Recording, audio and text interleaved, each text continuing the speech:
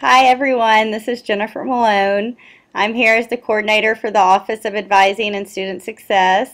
I'm here with Dr. Mitchke, our MSW Program Director, and your new academic advisor, Tiara Thomas. We're going to just go over some important points for orientation, and then if you have any questions after this, you can email Tiara Thomas because she's going to be your point of contact with the campus.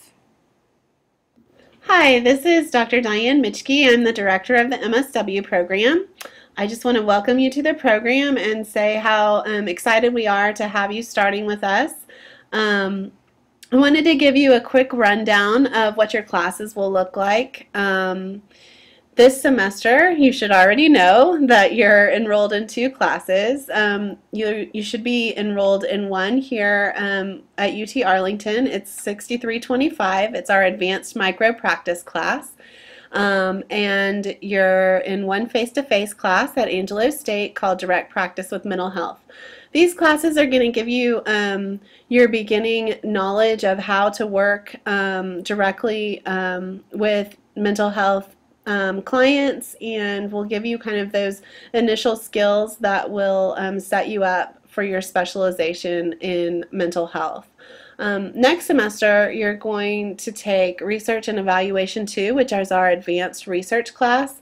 This is a class where you'll learn how to evaluate your own practice so that you can find out if the work that you're doing with your mental health and substance abuse clients is making a difference over time.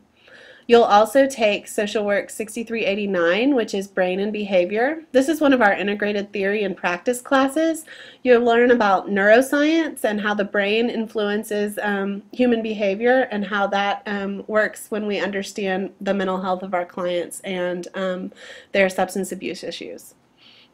Following that, in summer of 2016, you'll take Social Policy and Mental Health 6319, which will introduce you to the relevant social policies both at the national and the state level that influence mental health treatment. You'll also take Social Work 6353, Seminar in Family Therapy.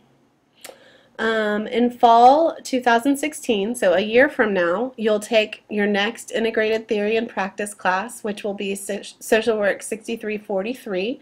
It's intimate partner violence. You'll learn about the dynamics of intimate partner violence and how the choices that our clients make are relevant to the work that you do in mental health care. You'll also take a practice elective that semester. That one has not yet been determined, but that will be taught by ASU faculty, and they'll determine what that class is. In spring, you're nearing the end of the program. You'll take group dynamics. And you'll also start your internship, your field. So this is your advanced field internship. You'll complete 250 clock hours that semester. And then following that in the summer, you'll take an integrative seminar class, and this is really the class where you'll integrate all of the knowledge that you've learned throughout this program and write a case study about a client from your field internship and really integrate your knowledge of theory and policy and practice into a comprehensive paper where you can demonstrate all of the things that you've learned, and you'll be ready to go out and be an MSW prepared social worker. That semester you'll also finish your advanced field practicum, your internship, and that will be an additional 250 hours. So you'll complete field with 500 total clock hours. Okay, next we're going to talk about some important information that I think that you already know. As you know, the school started last Thursday, August 27th. And it's very important that you take time to check your MAVS email, because before every registration period, Tiara is going to be sending you an email with your online course and section to register for. And it's also important just to get regular updates, especially in terms of financial aid. Okay, this is one of the most important slides regarding financial aid. Again, this is important that you check your MAV's email address, because if you are doing financial aid, you will need to have a consortium agreement signed every semester, except for the semester that you're taking the 6 hours through UTA. Ms. Beth Reed is the person in the financial aid office who will be sending you the consortium agreement each semester, and then you get that signed by the Office of ASU, proving that you're enrolled in 6 hours total, so you are eligible for financial aid.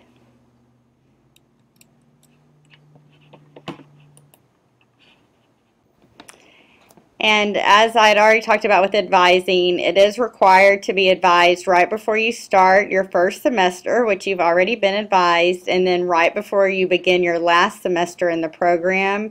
This is important because we want to make sure that you're ready for graduation and that you apply for graduation, since you must do that to have your degree conferred. And again, your point of contact will be Tiara Thomas.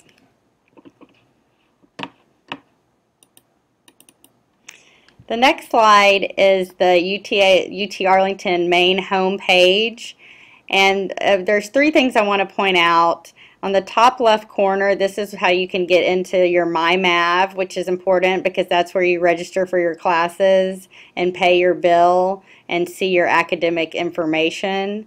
Also, in the top left corner, this is where you click to get access to your student email.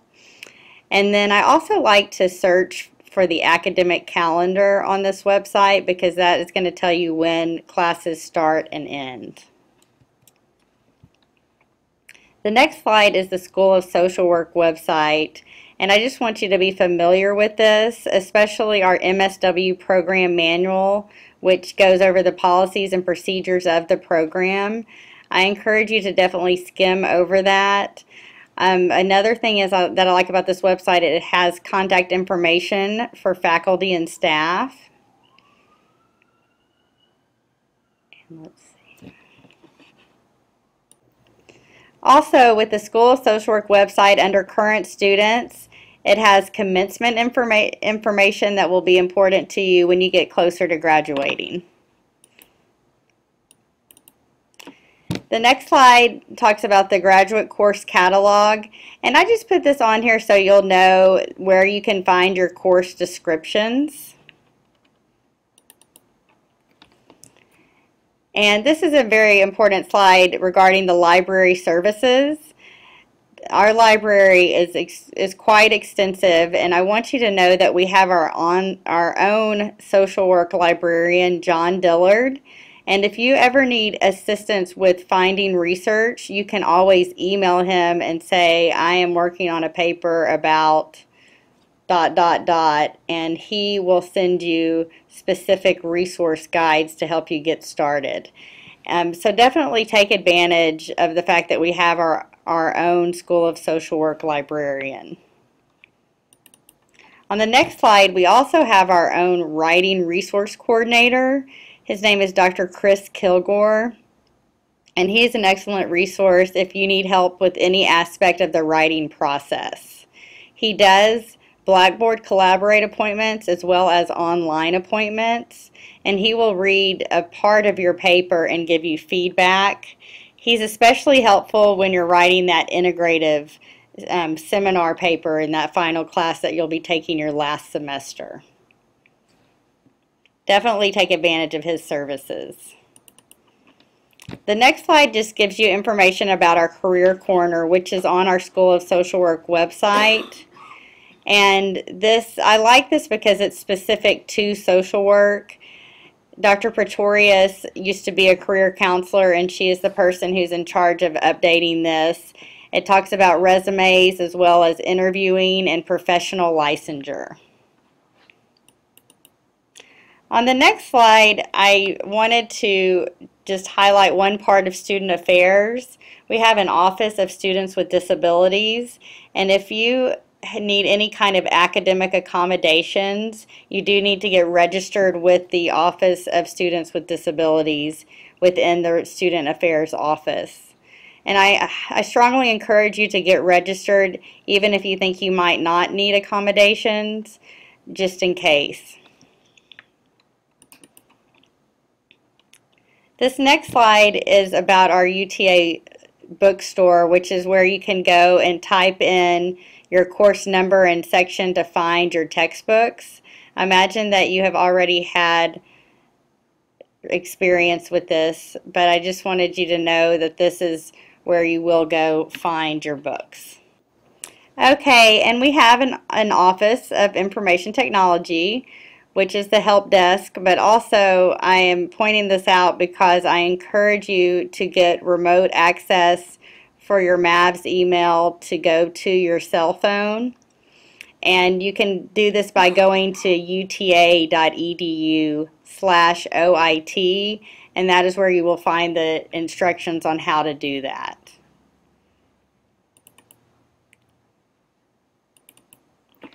And then, as you know, your classes through UTA will be delivered through Blackboard, and they will be active the first day of class for each semester that starts. And now I'm going to have Dr. Mitschke come talk about our professional standards. So I just wanted to give you a heads up about some of the policies and procedures that we follow here at the School of Social Work, some of the things that you're probably already familiar with, but I just wanted to kind of call your attention to. It's important that you're familiar with UT Arlington's policies. You also should know that we are governed by the UT system and the Board of Regents, and the policies that fall under that board. As a profession and as a student, you will need to become familiar with the NASW Code of Ethics. Since you all already have a BSW, you probably are already familiar with the Code of Ethics. If you're not, there's a link to it here on this slide. It's also important that you're aware of the Texas State Board of Social Work Examiners Code of Conduct, because this is the code of conduct that you'll be held accountable to should you ever have to go and testify in a case or something like that. So it's important that you're familiar with both professional bodies. In terms of professional standards, we're talking about not only scholastic performance or the way that you perform in the classroom, but also your professional behavior. That includes how you treat other students, how you treat faculty, how you act when you're out in the field. And so all of those things are included under kind of the broad category of our professional standards. So it's important to recognize that meeting the criteria for scholastic achievement is necessary but not sufficient to ensure continued enrollment in the program. I'm sure that you all can think of examples of unprofessional behavior, things like cheating in an online class or in a face-to-face class. Also, being disrespectful to fellow students. We've also seen examples of inappropriate relationships between clients and students when they're in the field. So we just want to make sure that you're aware of those standards and that you avoid those kinds of situations as a student and as a professional. So in terms of the professional standards review process, we basically have 3 levels of review: level 1, level 2, and level 3. And level 1 really it just involves concerns between a specific instructor and a student. Level 2 might involve claims of unprofessional behavior or unresolved issues from level 1. And finally, level 3 involves basically meeting with a committee of faculty to talk about the issues that you've been facing and to see if we can come up with a resolution. It's important to recognize that you're building your professional reputation, and that really starts as a student, that the people in your classes can be future colleagues or supervisors, and really the world of social work is very small, and so it's important to recognize that the people that you interact with, you may be interacting with for a long time in the future. This slide outlines the process for appealing a grade. If you're ever unhappy with a grade that you've gotten in a course, you can contact Jennifer Malone with questions about how you would go about appealing a final grade. Please return your code of conduct to Tiara.